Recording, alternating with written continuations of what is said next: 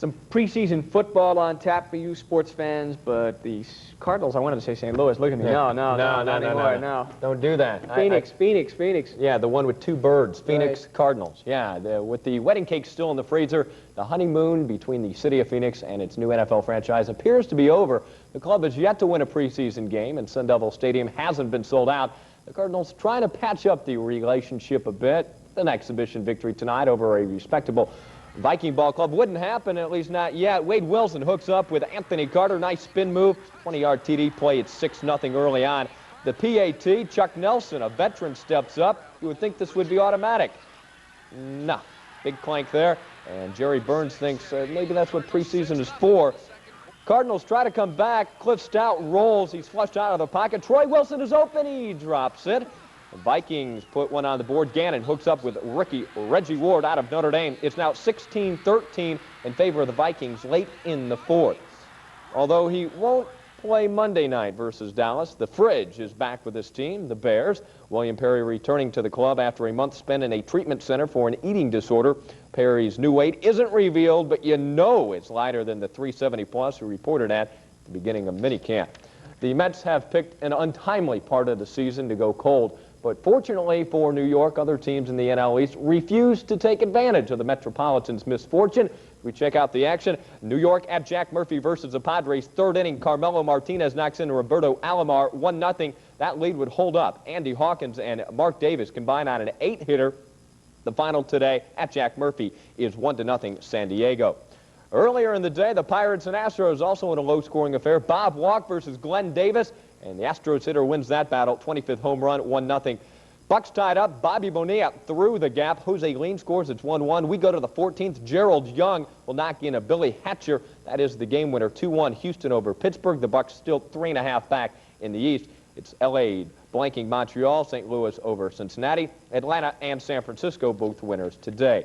The Yanks are now 6 games off the AL East pace, their worst setback of the season. Some controversy first, fifth inning.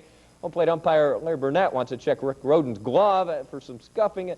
Nothing found. Top of the 6th, Jim Presley hits into a double play, or seemingly so. Randy Velarde, 2 errors on that, and that would make it 4-1 final, 4-2 Seattle over New York.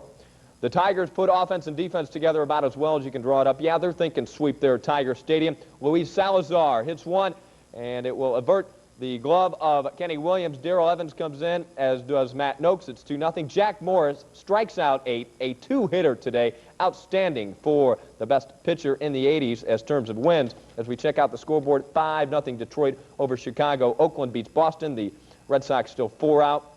Toronto beats Milwaukee. California, Kansas City, and Minnesota all winners today.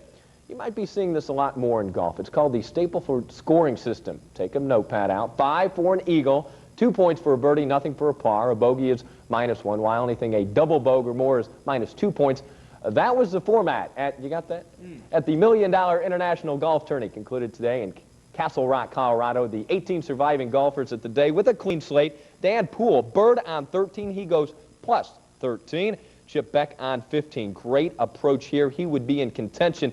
This is the way you do it. The backspin very close to the hole, but nobody better today than Joey Sindelar. 9 birdies, including this on 17. He wins $180,000 and the first prize. A battle of teenagers at the Players' Challenge in Montreal. 18-year-old Gabriella Sabatini, 17-year-old Natalia Cervea. And this is match point. The forearm is worked well by Gabriella. She takes it 6-1, 6-2, the final.